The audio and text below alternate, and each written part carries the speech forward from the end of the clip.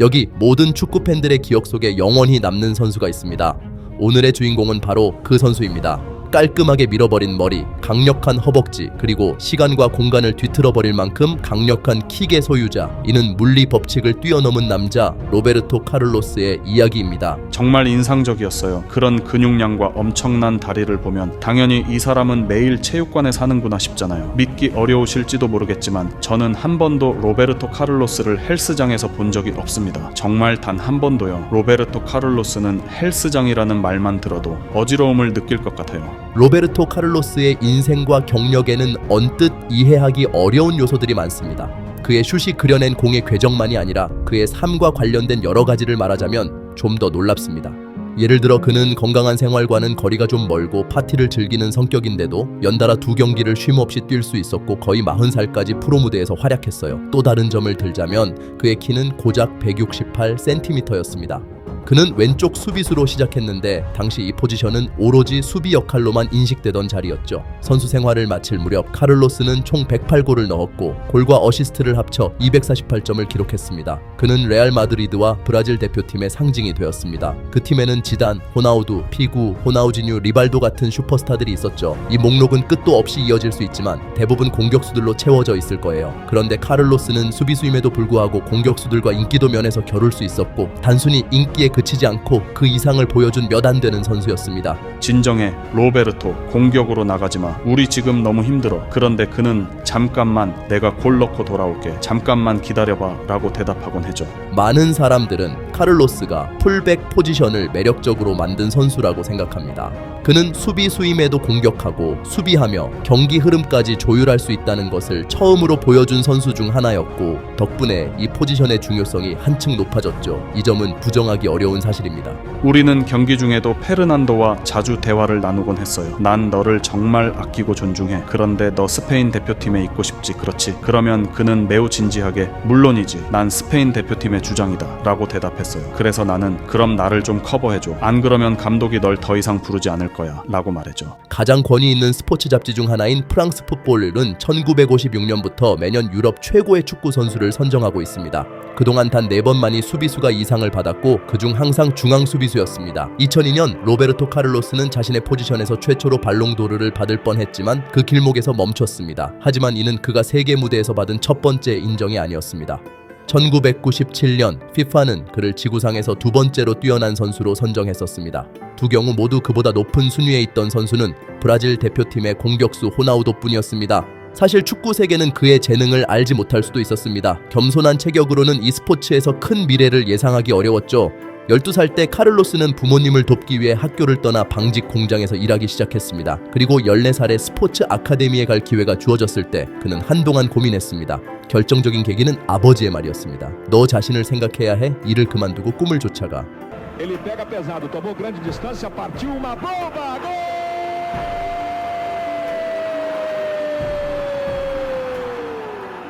이 말은 정말 영화처럼 들리지만 사실 카를로스가 성공했기 때문에 그런 인상을 주는 것입니다. 18살에 그는 브라질 2부 리그에서 데뷔했고 2년 후에는 현지에서 가장 부유한 클럽 중 하나인 팔메이라스로 이적했습니다. 그곳에서 그는 연속 2번의 챔피언을 차지하며 이탈리아로 건너갔습니다. 첫 5경기에서 3골을 넣으며 좋은 시작을 했죠. 그러나 로베르토는 인터 밀란과 깊은 인연을 맺지 못했습니다. 정확히 말하자면 그들의 감독과의 관계가 좋지 않았습니다. 감독은 브라질 선수의 공격적인 잠재력을 보고 그를 공격에 가까운 위치로 배치했지만 카를로스는 자신이 왼쪽 수비수로서의 역할을 확신하고 있었고 바로 그 자리에서 국가대표로도 데뷔했으며 그 자리를 잃을까봐 두려워했습니다. 그렇게 23살에 그는 마드리드의 레알로 가게 된 것입니다. 인터에서의 일을 축하하지만 그래도 로베르토 카를로스를 놓친 이유를 설명해 주셨으면 좋겠습니다. 1년 후 카를로스는 바로 이 골을 넣습니다. 그의 슛 궤적이 담긴 장면은 곧바로 전 세계를 휩쓸었습니다. Вот он на ваших экранах, Роберто Карлос, защитник мадридского Реала. Сколько мячей он забил со штрафных в Реале и в Интере, где до того выступал, не сосчитать. Разбегается Роберто Карлос, удар и мяч в сетке ворот Фабьена Бартеса.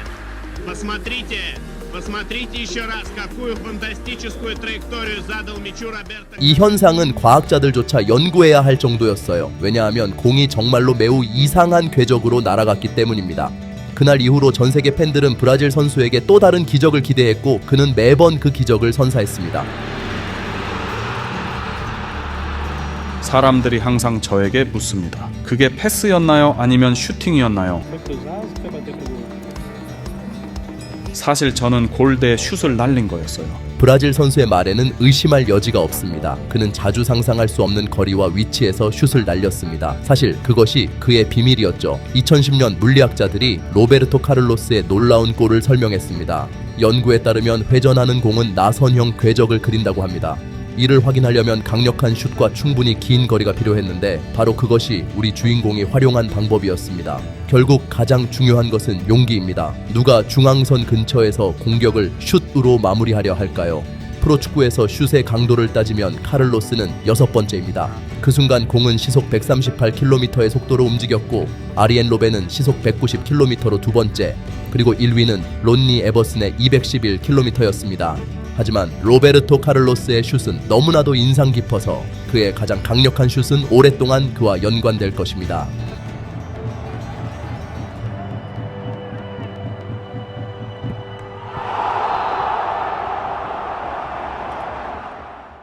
로베르토 카를로스는 다리를 크게 흔들지 않지만 그의 다리보다 더 강한 축구 선수를 찾기는 어렵습니다. 멀리서 슛을 날리는 것처럼 보이지만 골키퍼들이 그의 슛을 막기란 여전히 어려운 일입니다.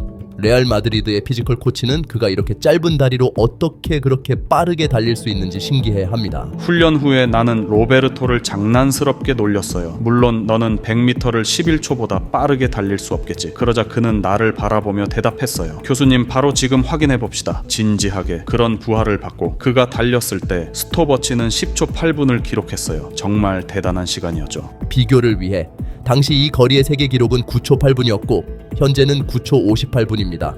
브라질 선수는 규칙의 예외였어요. 그는 카니발을 사랑하는 로날도와 좋은 친구였죠. 어린 시절부터 모두가 잘 아는 말이 있어요. 내 친구가 누구인지 말해봐. 그러면 내가 너를 알아낼 수 있어. 여기 로날도의 장면이 있습니다. 그리고 그 근처에 카를로스도 있습니다.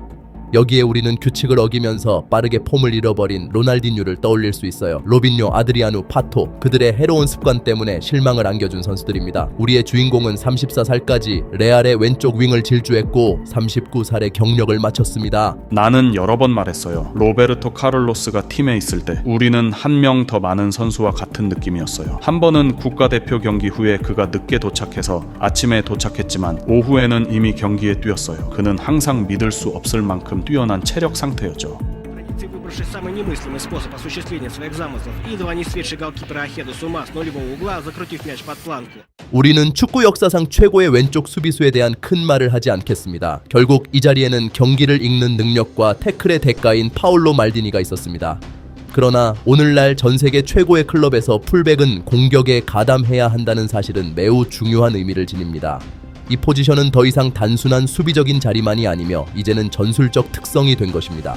브라질 선수는 커리어 동안 공격적인 기여를 많이 했고 그 수치는 펠레의 후계자이자 레알, 맨체스터 시티, 밀란에서 뛰었던 로빈뇨와 비슷합니다. 2001년에 카를로스는 10골을 넣고 13개의 어시스트를 기록했습니다. 그로부터 2년 후 그는 한 시즌에 23번의 공격 포인트를 기록했습니다.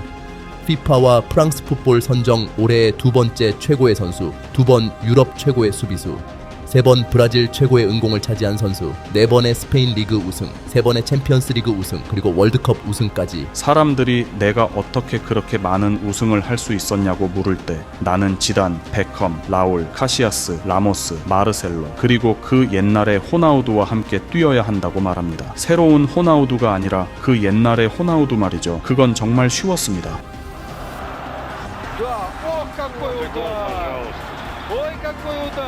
사람들은 경기장에서 골과 화려한 경기를 보기 위해 옵니다. 그리고 그걸 보여줄 수 있는 선수는 정말 몇 명 안 됩니다. 로베르토 카를로스는 진심으로 관중들의 마음을 사로잡았습니다. 당시 유명했던 펩시와 나이키 광고에서 그는 항상 최고의 공격수와 미드필더들 사이에 자리를 차지했습니다. 레알 시절은 승리의 나날이었고 3번의 챔피언과 월드컵이 있었습니다. 가장 행복했던 날은 언제였나요? 로베르토 카를로스 주니어 제 양아들의 생명을 구한 날이었어요. 그때 그는 5개월이었고 심장이 매우 심각한 문제를 가지고 있었어요. 수술을 하지 않으면 일주일 안에 죽을 수밖에 없었죠. 지금은 12살이에요. 카를로스 주니어는 심장 질환 때문에 생물학적 부모에게 버림받았습니다. 치료를 받으려면 비싼 수술이 필요했죠. 시간이 중요한 상황이었고 레알 마드리드의 축구 선수는 치료비를 지불하고 아이를 입양했습니다. 이는 위대한 사람들에게 어울리는 훌륭한 행동이었습니다. 하지만 로베르토의 개인적인 삶은 그리 간단하지 않았습니다. 그는 예외적인 사람입니다. 저에게는 2명의 아내밖에 없었습니다. 제 아이들이 있는 여성들을 셈하는 게 더 어려워요. 한 번은 이렇게 인터뷰에서 고백한 적이 있습니다.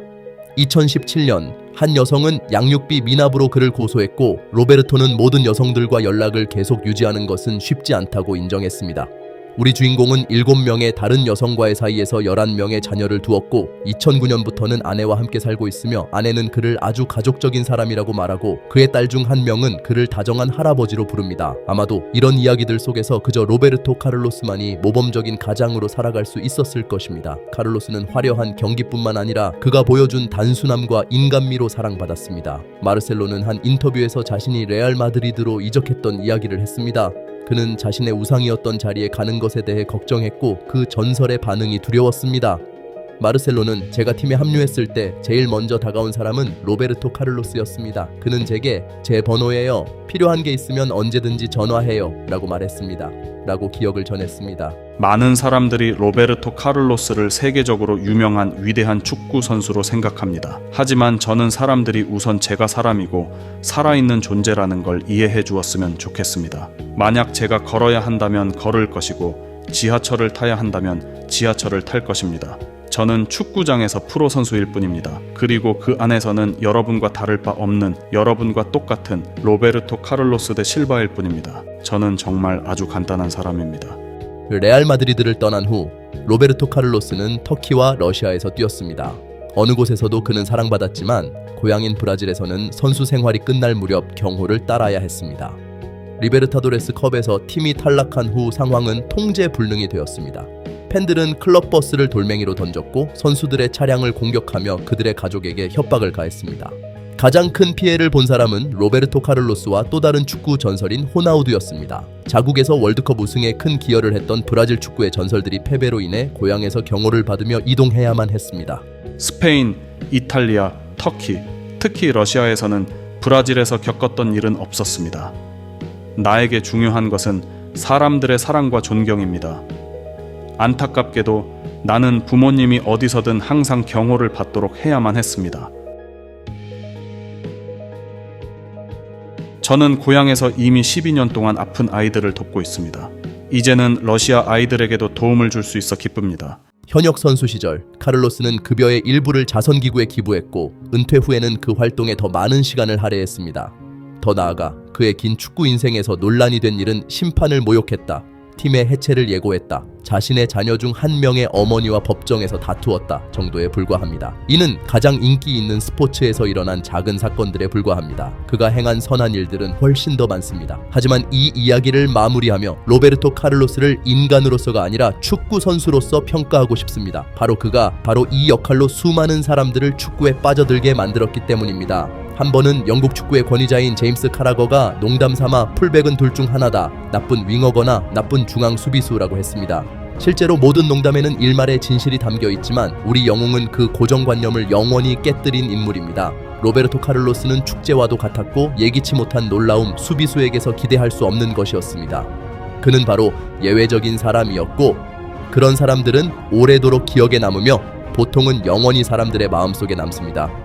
동네 운동장에서 수비를 하고 싶어하는 사람은 드물었지만 많은 사람들이 로베르토 카를로스가 되고 싶어 했습니다. Удар, мощный гол, да, и это Роберто Карлос. 저는 항상 행복한 사람이 되고 싶습니다. 내가 지고 있든 이기고 있든 모든 문제와 어려움에도 불구하고 사람들은 항상 저를 행복해 보인다고 말합니다. 저는 그저 그런 사람입니다.